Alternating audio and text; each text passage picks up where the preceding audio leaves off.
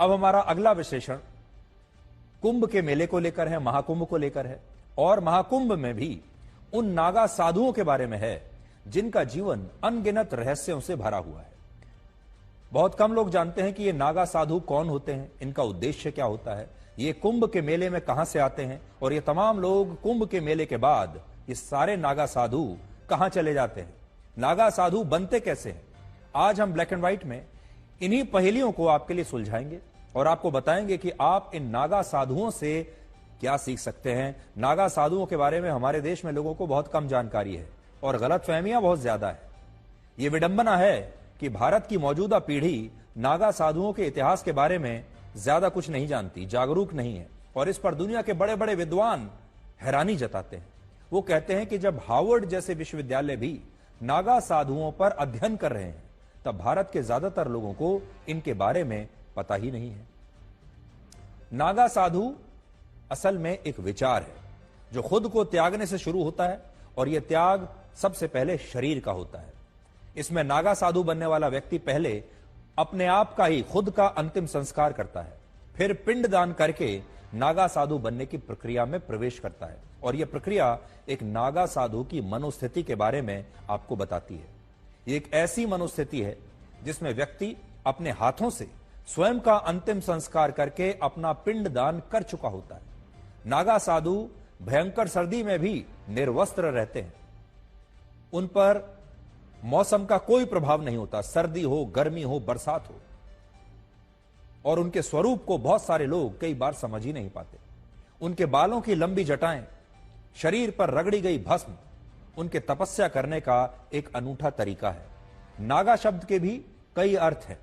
संस्कृत भाषा में नागा का अर्थ पहाड़ होता है, और नागा साधु या सन्यासी उन लोगों को कहते हैं जो पहाड़ पर रहकर तप करते हैं या तपस्या करते हैं। इसके अलावा कछारी भाषा में नागा शब्द का अर्थ होता है एक युवा बहादुर सैनिक।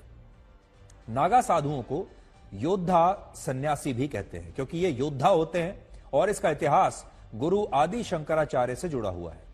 ऐसी मान्यता है कि जब गुरु आदि शंकराचार्य ने भारत की 4 अलग अलग दिशाओं में 4 मठों की स्थापना की, तब उन्होंने इन मठों की रक्षा करने के लिए नागा साधुओं की एक टोली बनाई। ये वो सन्यासी थे जिन्हें शास्त्रों के साथ साथ शस्त्रों का भी ज्ञान था, और उस समय माहौल कुछ ऐसा था कि सिर्फ तपस्या करने से सनातन धर्म की रक्षा नहीं हो सकती थी। सिर्फ तपस्या करना काफी नहीं था, सनातन धर्म की रक्षा करने के लिए शस्त्र उठाना भी आवश्यक हो गया था। इसलिए नागा साधु आए, और नागा साधु ऐसे थे जो शास्त्र भी जानते थे और शस्त्र भी जानते थे। हालांकि कुछ इतिहासकार मानते हैं कि नागा साधुओं का पंथ सिंधु घाटी की सभ्यता से भी पुराना है। सिंधु घाटी की खुदाई में कई ऐसे प्रतीक चिन्ह मिले जिन पर जटाधारी नागा साधुओं की मुद्राएं बनी हुई हैं। कुछ पुस्तकों में इस बात का भी उल्लेख मिलता है कि नागा साधु दुनिया के सबसे कुशल योद्धाओं में से एक है। यानी ये साधु तो हैं ही, लेकिन योद्धा भी हैं, और इनका इतिहास जापान और चीन के योद्धा सैनिकों से भी कई सदी पुराना है। वर्ष 1748 में जब अहमद शाह अब्दाली ने इलाहाबाद पर हमला किया, तब नागा योद्धाओं ने ही धर्म की रक्षा के लिए अब्दाली की सेना के खिलाफ युद्ध लड़ा था। इसके अलावा जब भारत आधुनिक बनने के दौर में आया, जब यहां सब कुछ हम आधुनिकता के दौर में आए, तब नागा साधुओं की फौज बिखर गई और उन्होंने स्वयं को पूरे संसार से काट लिया। आज भी नागा साधु युद्ध कौशल में निपुण होते हैं, लेकिन वो इस युद्ध कौशल का, अपने शस्त्रों का खुलकर प्रदर्शन नहीं करते। नागा साधु बनने की प्रक्रिया तपस्या से शुरू होती है, और यह तपस्या कभी ना खत्म होने वाली दीक्षा के साथ जारी रहती है। भारत में अभी कुल मिलाकर 13 अखाड़े हैं जो उन्हीं युवाओं को नागा साधु बनाने की दीक्षा देते हैं जिनकी आयु 16 से 20 वर्ष के बीच होती है। भारत में सनातन धर्म की रक्षा करने के लिए 4 लाख से ज्यादा नागा साधु हैं, और यह संख्या इतनी है कि कई देशों के पास इतनी बड़ी सेनाएं भी नहीं है। आम लोगों में नागा साधुओं को लेकर उनके मन में 4 बड़े सवाल होते हैं, और हो सकता है आपके मन में भी सवाल होंगे, जिनमें पहला सवाल यही होता है कि नागा साधु निर्वस्त्र क्यों रहते हैं। तो इसका कारण यह है कि नागा साधु प्रकृति और प्राकृतिक अवस्था को महत्व देते हैं। जब कोई इंसान इस दुनिया में जन्म लेता है तो वो निर्वस्त्र ही दुनिया में आता है, और यह अवस्था प्राकृतिक होती है। और इसी भावना को आत्मसात करते हुए नागा साधु हमेशा निर्वस्त्र रहते हैं, वो प्रकृति के साथ चलते हैं। दूसरा सवाल यह होता है कि नागा साधुओं को ठंड क्यों नहीं लगती, मौसम का उन पर असर क्यों नहीं होता। तो इसके पीछे का कारण यह है, जब कोई व्यक्ति नागा साधु बनने की प्रक्रिया में प्रवेश करता है तो उसका शरीर इस स्थिति में चला जाता है जहां उसे गर्मी, सर्दी और अग्नि का एहसास होना बंद हो जाता है। यह ठीक वैसा ही है जैसे एक महिला के गर्भ में एक बच्चा सभी मौसमों में जीवित रहता है, कैसा भी मौसम हो, और उसके शरीर पर कोई कपड़े नहीं होते और बच्चा निर्वस्त्र ही इस दुनिया में प्रवेश करता है। तीसरा सवाल यह होता है लोगों के मन में, नागा साधु अपने शरीर पर भस्म लगाकर क्यों रखते हैं, अपने शरीर पर भस्म क्यों रगड़ते रहते हैं। भस्म मृत शरीर से बनी वो राख होती है जिसे शरीर पर रगड़कर नागा साधु ये बताते हैं कि वो मृत्यु को जीत चुके हैं, मृत्यु पर विजय पा चुके हैं और मृत्यु उनका कुछ नहीं बिगाड़ सकती। चौथा सवाल लोगों के मन में यह होता है कि नागा साधु कुंभ मेले में कहां से आते हैं और इस मेले के बाद कहां चले जाते हैं। इसका जवाब यह है कि नागा साधु अक्सर दुर्गम इलाकों में, पहाड़ों पर अपना जीवन तपस्या करते हुए बिताते हैं और इसीलिए वो कुंभ के आयोजन के बाद दोबारा किसी को दिखाई नहीं देते और वापस अपने अखाड़ों में या सृष्टि के भ्रमण पर निकल जाते हैं। आज अगर आप भी चाहें तो नागा साधुओं से बहुत कुछ सीख सकते हैं। इनमें सबसे बड़ी सीख यह है कि कैसे हम अपने आप में, अपनी दुनिया में प्रसन्न रह सकते हैं। नागा साधुओं के पास कोई भौतिक वस्तु नहीं होती, लेकिन फिर भी वो अपना जीवन बहुत खुशी और आनंद के साथ व्यतीत करते हैं। इससे हमें यह समझ में आता है कि जीवन को खुशियों के साथ जीने के लिए किसी भी भौतिक वस्तु की आवश्यकता नहीं होती। अगर आपकी मनोस्थिति आपके नियंत्रण में है, आप अपने आप में खुश रहते हैं, तो फिर आनंदित जीवन के लिए आपको बड़ी गाड़ी, बड़े घर, बहुत सारे बैंक बैलेंस, पैसा, महंगे कपड़े, जूते, इसकी कोई आवश्यकता नहीं है। नागा साधुओं के पास सबसे बड़ी शक्ति होती है इच्छा शक्ति। वो बिना कष्ट की भावना किए ऐसे हठयोग करते हैं जिनकी आम लोग कल्पना भी नहीं कर सकते और यही उनकी इच्छा शक्ति दिखाती है। जैसे एक नागा साधु पिछले 9 वर्षों से अपना बायां हाथ ऊपर उठाकर भारत को हिंदू राष्ट्र बनाने के लिए हठयोग कर रहा है, ये देखिए। एक नागा साधु ऐसे हैं जो पिछले कई वर्षों से बैठे ही नहीं हैं और लगातार खड़े हुए हैं, वो बैठते ही नहीं हैं। जबकि कई नागा साधु ऐसे हैं जो अपने शरीर को गलाकर हठयोग कर रहे हैं और उन्हें इसके लिए जरा भी उनके शरीर को दर्द महसूस नहीं होता, क्योंकि नागा साधुओं के पास इच्छा शक्ति इतनी प्रबल होती है कि वो हर प्रकार के दर्द को सह सकते हैं। नागा साधुओं के जीवन में त्याग भी एक तरह की तपस्या है। वो वस्त्रों का त्याग कर चुके हैं, संपत्ति का त्याग कर चुके हैं, परिवार का त्याग कर चुके हैं, रिश्ते नातों का त्याग कर चुके हैं, भौतिक वस्तुओं का त्याग कर चुके हैं, अन्न का त्याग कर चुके हैं और यह त्याग ही उनकी सबसे बड़ी तपस्या है और मृत्यु पर वो विजय प्राप्त कर चुके हैं। इसलिए मृत्यु से उन्हें डर नहीं लगता। तो जिसके पास कुछ है ही नहीं खोने के लिए और मृत्यु से उसे डर नहीं लगता, तो सोचिए उस इंसान की मनोस्थिति क्या होगी। नागा साधु दिन में सिर्फ 7 लोगों से अपने भोजन के लिए भिक्षा मांग सकते हैं। नागा साधु भिक्षुक होते हैं, वो भिक्षा मांगकर भोजन करते हैं और उनके यहां नियम है कि एक दिन में सिर्फ 7 घरों में या 7 लोगों से ही भिक्षा मांग सकते हैं।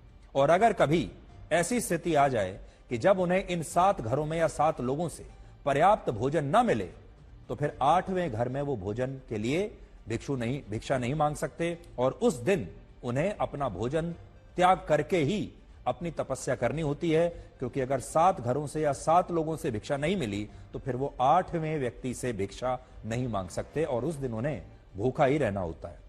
सबसे बड़ी बात यह है कि आज जब दुनिया भर में धर्म के नाम पर आतंकवाद फैल रहा है, उग्रता फैल रही है, तब नागा साधु धर्म के नाम पर, धर्म की रक्षा के नाम पर कहीं कोई आतंक नहीं फैलाते। नागा साधु धर्म की रक्षा के लिए हमेशा तत्पर रहते हैं, लेकिन वो कभी इसके लिए भारत के लोकतंत्र को चुनौती नहीं देते, कभी अलग देश बनाने की मांग नहीं करते। वो देश के लोगों को सिर्फ कुंभ के मेले में ही दिखाई देते हैं और इसका कारण यह है कि कुंभ नागा साधुओं के लिए उनकी कर्म भूमि होता है, जहां वो अपने प्राण भी त्यागने के लिए तैयार रहते हैं और अक्सर अपने प्राण त्याग भी देते हैं।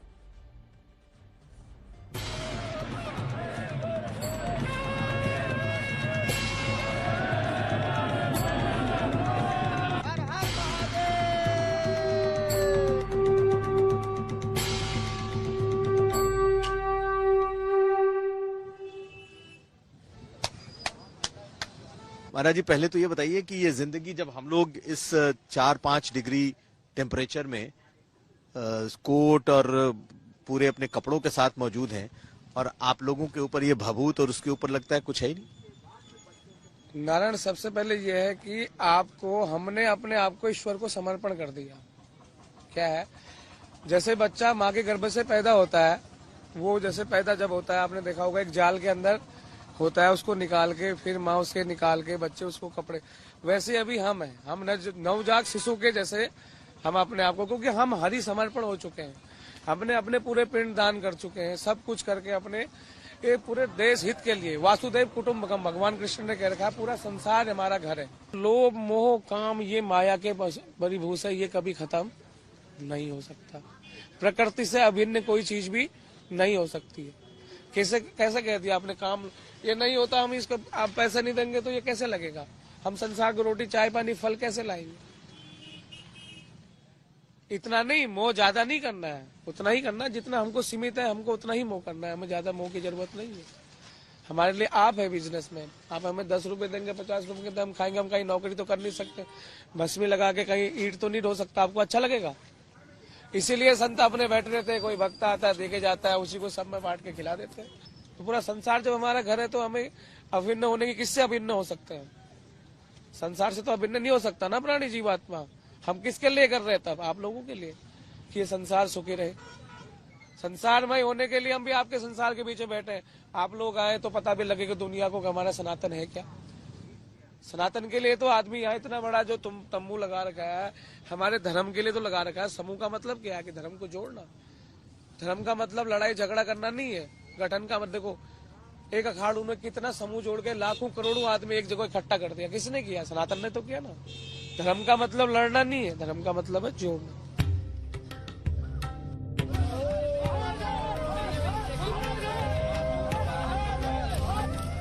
ये जन कल्याण लोक कल्याण के लिए होता है, बाकी हमारे इसके पीछे कोई लोभ लालच नहीं है। हाँ, हम लोग नागा लोग हैं, आपको पता है। पहले भी मुगल के समय में नागाओं ने जो है कई बार युद्ध लड़के जो है भारत को अपने वो किया है। तो ये हम कुछ ना कुछ तरीके से, किसी भी तरीके से करते रहते हैं। और हमारे गुरु पीरों का हमारे पास आशीर्वाद है कि एक हाथ में माला और एक हाथ में भाला, जरूरत पड़ने पे सनातन धर्म के लिए भाला भी उठा सकते हैं हम कभी भी।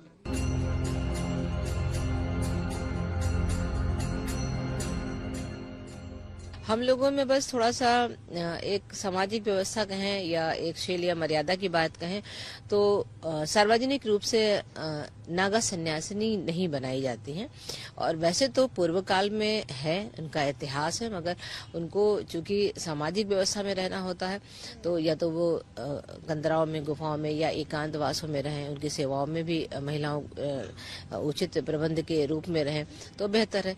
तो अभी बनते हैं, परंतु इतना लोकलाज के उससे सार्वजनिक नहीं किया जाता है। यानी कि नागा महिला सन्यासिनियां हैं, ये प्रथा भी है, परंपरा भी। जी जी, बिल्कुल बिल्कुल सेम। जो आप पुरुष की पदियों की या उनको प्रदर्शन करते हैं आप, वह सेम एज इट इज, वही पद वही व्यवस्था वो रहती है। हाँ, चूंकि पुरुष प्रधान देश है हमारा और पुरुष प्रधान हमारी सारी व्यवस्थाएं हैं, तो उसमें महिलाओं की व्यवस्था थोड़ा सा गौड़ दिखती है। दिनचर्या सेम होती है, भजन भी सेम करते हैं, लेकिन अंतर यही है कि नागा साधु थोड़े ऐसे रहते हैं और हम मर्यादा में रहती। जितनी भी माता है वो मर्यादा रखती है और शीतल रहती है, और हमारा जो भी जितनी भी रहती है माता तो मर्यादा में ही रहती है, बाकी सेम है।